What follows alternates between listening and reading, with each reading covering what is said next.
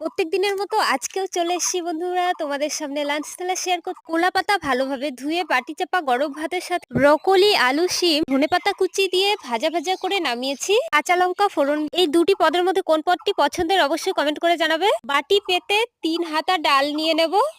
আজ আদা, গোটা জিরে, তেজপাতা ফোড়নে এই কালাই ডাল করেছি। আর সাথে রেখেছি শসা, টমেটো স্যালাড। আজ নিজে হাতে খুব ভালোবেসে রান্না করেছি। কেমন হয়েছে কমেন্ট করে জানাবে। আর ভালো যদি লেগে থাকে অতি অবশ্যই লাইক দিয়ে পাশে থাকবে। আর যারা নতুন বন্ধু রয়েছে অতি অবশ্যই আমার চ্যানেলটি সাবস্ক্রাইব করে রাখবে পরবর্তী নোটিফিকেশন সবার আগে পাওয়ার জন্য। আর আমার রোজ কলা পাতায় ভাত খেতে দারুণ লাগে বন্ধুরা, দারুণ। তোমাদের কেমন লাগে কমেন্ট করে জানা। আর কলকাতা যাদবপুর থেকে সুবর্ণা আন্টির কমেন্ট গুলোও দারুণ লাগে। খুব মিষ্টি মিষ্টি কমেন্ট করে আন্টি আমায়। সুবর্ণা আন্টি তোমায় অনেক অনেক থ্যাংক ইউ আমায় মিষ্টি মিষ্টি কমেন্ট করার জন্য। এবার তাহলে খাওয়া শুরু করে দিই।